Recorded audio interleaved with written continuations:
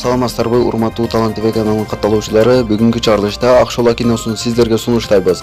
Биздин каналга катталып, жанындагы коңгуроо белгисин баса кетиңиз. Эмнеге дегенде Ак шола киносунун акыркы серияларын толугу менен биздин каналдан көрө аласыз. Бүгүнкү биздин спонсор A1 Expert компаниясы. Кыска жардамдагы видеону кайрадан улантабыз. UFC уюмунда 31 декабрда болуп өтүүчү Джонс менен Александрдын беттешинде кимди жеңет деп ойлойсуздар? Биз Александрдын атына 1000 рубль акча коюп көрөбүз. Эгер уткан болсо, койгон акчабызды 3190 рубль кылып чыгарып алабыз. A1 Expert приложениясын көчүрүп, ойноп көптөгөн утуштарга жетиңиз.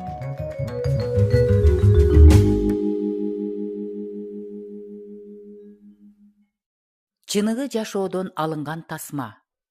Каармандардын аттары өзгөрүп.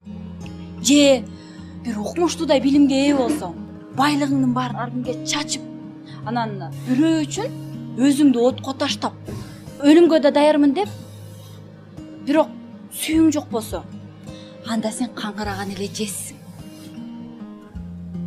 Эме? А сүйүүнүн көзү кандай болот? Сүйүүнүн көзү деген өз пайдасын издебей, жамандык кылбай, өзүнүн жанындагы адамды жогору коет. А адамдар көргөн көзүбүз, уккан кулагыбыз менен сүйөбүз. Ошондуктан адамдар сокурбуз. Акылмандар айтмакчы, сүйүүнүн көзү жүрөктө болот. Де. Бул жерде эмнеге иштеп атам билесиңби? Билбейм. Эмнеге? Анткени мен ата-энемдин акчасын алгым келбейт. Ата-энем кадыр барктуу, элге таанымал, жада калса башка элдердин көйгөйүн чечкенге акылдары жеткен акылдуу адамдар. Анан? Мени бир эмесчи, 2 окуу жайды бүтүрүштү. Акча, кийим, тамак аш бардыгы жетиштүү. Бардыгы бар. Үйдө бардык шарттар бар. Анан эле жай келгенде мен колума акчаны карматышат дагы, каалаган жагыма жалгыз эс алганын жөнөтүп жиберишет. Анда, аябай сонунда. Ооба сон. Ата-энем айтат: "Сага бардыгы жетиштүү, бардык нерсең бар. Сага дагы эмне керек?" дейт. А бирок менин кандай көйгөйлөрүм бар? Алардын кам көрүп аткандарынан да башка нерсеге муктаж экенимди чечкенге акылдары жетпей да, билбей да коюшту. Ата-энең эмнени билиши керек эле? Мен үчүн жок дегенде алар жумасында бир жолу убактыларын бөлүп, мени менен сүйлөшүп, сырдашып койсо болмок да. Сен эмнени түшүнмөк эле?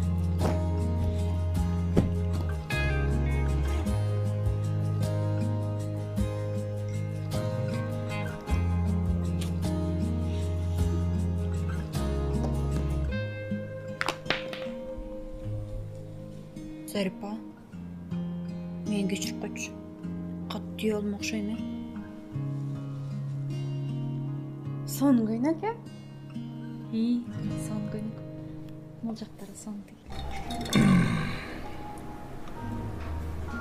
Билесиңби? Сен менен ушундай отурганыма абдан кубанычтамын.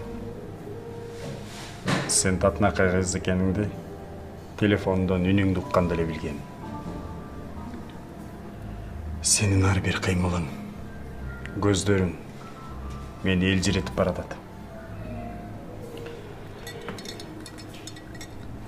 Байкашымча, сен өзүңдүн ишиңе дагы тыкан так аткарган акылдуу кыз көрүнөсүң. Билбейм, өзүмө байкалбайт деле. Сенин колдоруңду, назик колдоруңду кармагандан да чочулап жатам. Бирок мен сени бийге чакырам. Мен бийлегенди билбейм да. Мен сага үйрөтөм. Ошон үчүн чакырып жатпайм.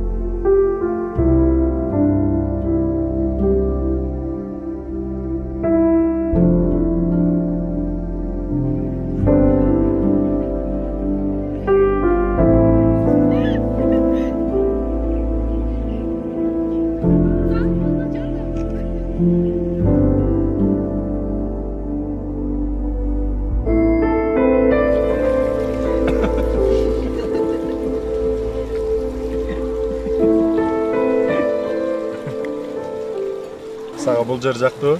Ооба. Аябай кооз жер экен, мен мындай жерге биринчи жолу келишим. Бардыгы сен үчүн. Сиз мага акча берем деп жатпадыңызбы беле? Эмнеге антип айттыңыз?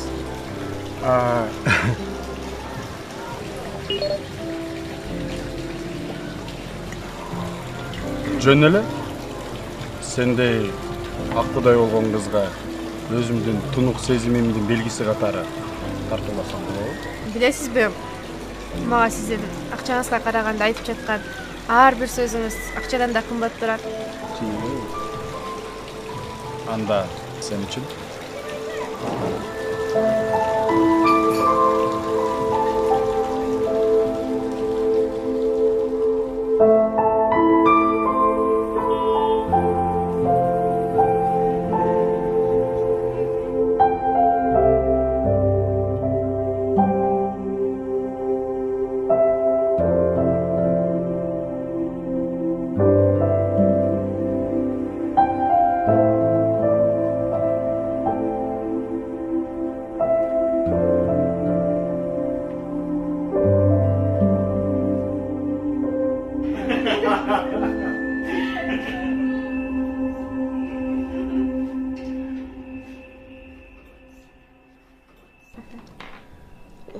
Башым. Бүгүн канча упаковка кылабыз? 200 упаковка кылабыз. Салкынай, сен бактылуу болгуң келеби? Ананчы? Эмне болду? Анда сен ата-энеңди кечирдиң да? Ай, жок, ай. Алар тууралуу уккум да, ойлонгум да келбейт. Билесиңби? Качан сен ата-энеңди кечирип, алар менен мамилеңди оңдогондо бактың ачылат. Ата-энелер деле адашат да. Кечирим бул бактылуу жашоонун ачкычы, сыры. Же өзүң айткандай, сенин жүрөгүң сокурбо. А мен ата-энеме баары бир ыраазымын. Мен жарык дүйнөгө алып келишкенине. Атамдын кайда экенин билбейм. Аны сагындым, көргүм келет. Кетилерди алып келе аласың. Biraz бүтүп калды да. Ооба.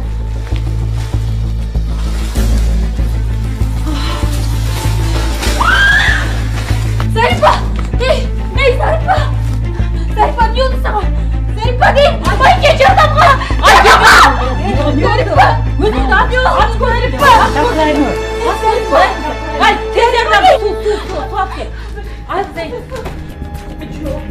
Yok! Ana bunu söylüyorsa! Anlayacağım! Bir çocuğumuz bizde! Anlayacağım! Çok!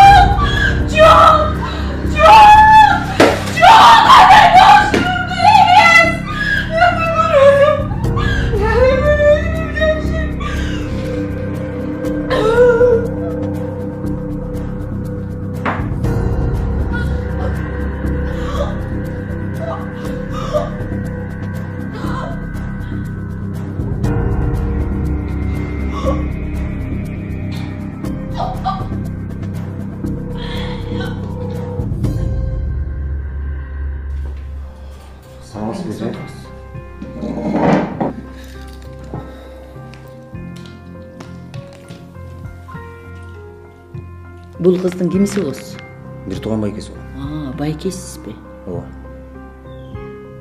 Карындашыңыздын күйөөсү барбы? Жок. Эмнеге? Жашы канчада? Паспорту барбы деги? Жакында 16-га толот, паспорт алып элек да. Деги айтыңызчы, эмне болду? Сөздүн ачыгы карындашыңыздын боюнда бар экен. Ошон үчүн уксуз ичип алып өлөм дептир. Албетте бул сөз сизге оор тийип атат. Бирок болор иш болуптур. Карындашыңызга сиздин жардамыңыз керек. Жакшы сөзүңүз, жакшы мамилеңиз.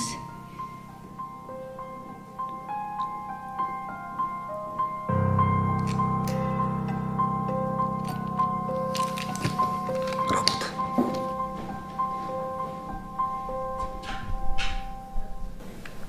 Дагы 3-4 сааттан кийин кайталайбыз. Ага чейин жазып бересиз.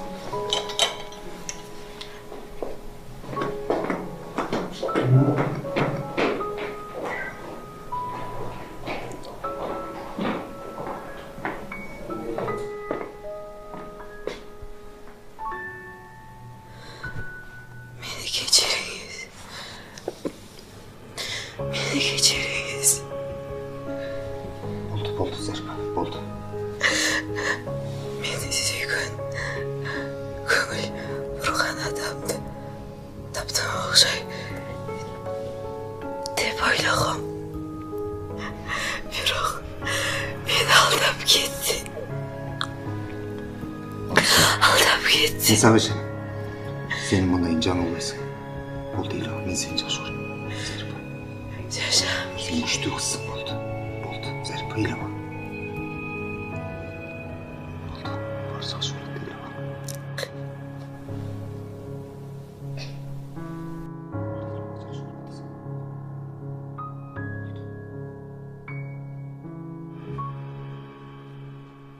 Акыркы убакта биздин балдарыбыз тарбиясы төмөндөп кетти, мээрими калбады, ар кандай жаман жолдорго барып атат деп биз улуулар көп эле капа болуп атабыз. Чындыгында мунун баардыгы улуу адамдардан өзүбүздөн көп көз каранды экенин унутуп калдык.